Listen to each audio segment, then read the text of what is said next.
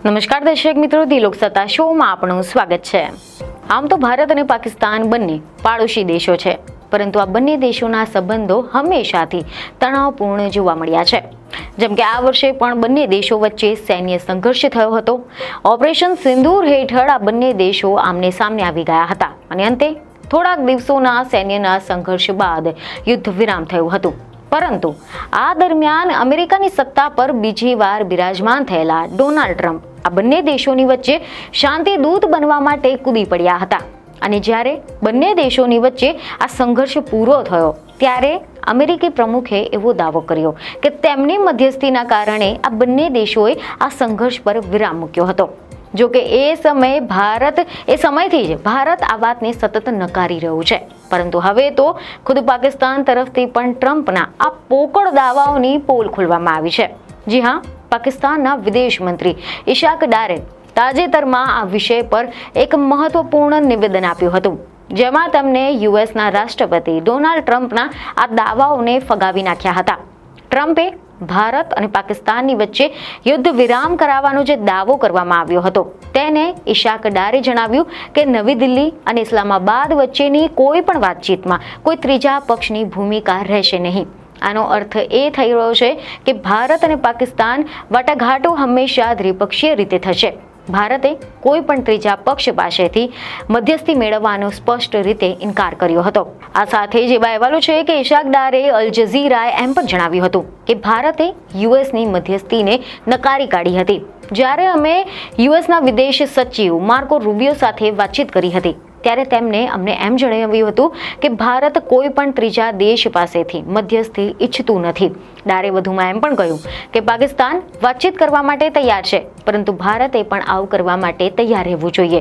જો કે પાકિસ્તાનના આ કબૂલનામાથી ડોનાલ્ડ ટ્રમ્પના દાવાઓની પોલ ખુલી ગઈ છે અને હવે આપણે આના વિશે ડિટેલમાં વાત કરીશું કે પાકિસ્તાનના આ વિદેશ મંત્રી ઇશાક ડારે આ અંગે વધુમાં શું નિવેદન આપ્યું છે, શું જાણકારી આપી છે। તેવા અહેવાલ સામે આવ્યા છે કે કાર્યક્રમ દરમિયાન ઇશાક ડારે જાહેરમાં સ્વીકાર્યું હતું કે ભારત ક્યારેય પણ કોઈ તૃતીય પક્ષની મધ્યસ્થી માટે સંમત જ નહોતું થયું।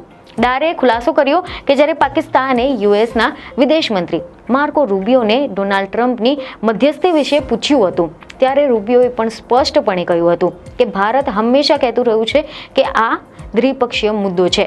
ઇશાક ડારે એમ પણ કહ્યું કે પાકિસ્તાને ભારત સાથે વાત કરવા માટે ઘણી બધી વખત પહેલ પણ કરી હતી। તેમણે દાવો કર્યો કે મેં 10 મેના રોજ સવારે 8:17 યુએસના વિદેશ મંત્રી રૂબિયોને એમ કહ્યું હતું કે ખૂબ જ ટૂંક સમયમાં ભારત અને પાકિસ્તાન વચ્ચે સ્વતંત્ર સ્થળે વાતચીત થશે, પરંતુ બાદમાં 25 જુલાઈના રોજ જ્યારે તેઓ વોશિંગ્ટનમાં રૂબિયોને મળ્યા ત્યારે તેમણે એમ જણાવ્યું કે ભારતે તૃતીય પક્ષની કોઈ પણ ભૂમિકાને નકારી કાઢી છે અને તેને ફક્ત દ્વિપક્ષીય મામલો ગણાવ્યો છે। આની સાથે જ એવા સમાચાર મળી રહ્યા છે કે પાકિસ્તાનના વિદેશ મંત્રીએ વધુમાં એમ પણ જાણકારી આપી કે પાકિસ્તાનને ત્રીજા પક્ષની મધ્યસ્થીથી કોઈ વાંધો નથી, પરંતુ ભારત હંમેશા કહેતું આવ્યું છે કે તે દ્વિપક્ષીય મામલો છે। ડારે એમ પણ કહ્યું કે અમે ત્રીજા પક્ષની સંડોવણીથી ખચવાટ અનુભવતા નથી, પરંતુ ભારત વારંવાર કહે છે કે તે દ્વિપક્ષીય મુદ્દો છે। જ્યારે રૂબિયો દ્વારા યુદ્ધ વિરામનો જે પ્રસ્તાવ આપવામાં આવ્યો હતો ત્યારે અમને ખાતરી આપવામાં આવી હતી કે ભારતની સાથે વાતચીત થશે, પરંતુ પાછળથી એવું કહેવામાં આવ્યું કે ભારતે ના પાડી દીધી છે। અમને દ્વિપક્ષીય વાતચીત સામે કોઈ પણ વાંધો નથી, પરંતુ વાતચીત વ્યાપક હોવી જોઈએ। તેમાં આતંકવાદ, વેપાર, અર્થતંત્ર, જમ્મુ અને કાશ્મીર તે બધા જ વિષયો પર વાતચીત સામેલ હોવી જોઈએ, જેના પર અમે બંને ચર્ચા કરવા માટે તૈયાર હોવા જોઈએ અને અમે કંઈ પણ માટે ભીખ નથી માંગી રહ્યા। જો કોઈ દેશ વાતચીત કરવા ઈચ્છે છે તો અમે ખુશ થઈશું અને અમે તેમનું સ્વાગત કરવા માટે તૈયાર છે। અમે શાંતિપ્રિય દેશ છે અને અમે માનીએ છીએ કે વાતચીત એ આગળનો રસ્તો છે, પરંતુ સ્પષ્ટપણે વાતચીત માટે બે લોકોની ઈચ્છા જરૂરી છે। તેથી જ્યાં સુધી ભારત વાત નથી કરવા માંગતું ત્યાં સુધી તે થશે નહીં।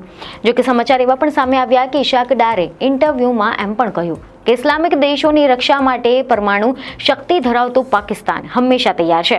આ મુલાકાત દરમિયાન તેમણે એમ પણ નિવેદન આપ્યું કે પાકિસ્તાન પાસે ખૂબ જ મોટી અને શક્તિશાળી સેના છે કે જેણે પરંપરાગત યુદ્ધોમાં તેની ક્ષમતા સાબિત કરી છે.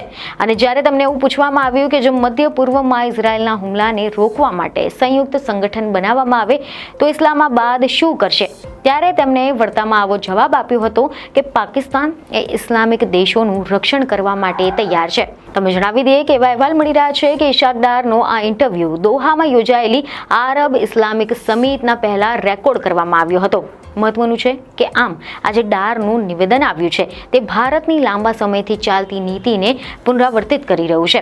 કારણ કે વર્ષ 1972ના શિમલા કરાર અને 1999ના લાહોર ઘોષણામાં પણ એવી જોગવાઈઓ હતી કે ભારત અને પાકિસ્તાનના જે વિવાદો છે તે ફક્ત દ્વિપક્ષીય સ્તરે જ ઉકેલવામાં આવશે. જ્યારે 1999માં તત્કાલીન વડાપ્રધાન અટલ બિહારી વાજપેયી પણ બસ દ્વારા લાહોર ગયા હતા અને વડાપ્રધાન નવાઝ શરીફ સાથે મુલાકાત કરી હતી. આ દરમિયાન પણ આ જ વાતનું પુનરાવર્તન થયું હતું અને ભારતે સતત કહ્યું છે કે તે કોઈ પણ ત્રીજા દેશને મધ્યસ્થી કરવા નથી માંગતું અને તમામ મુદ્દાઓ દ્વિપક્ષીય રીતે ઉકેલવા માંગે છે.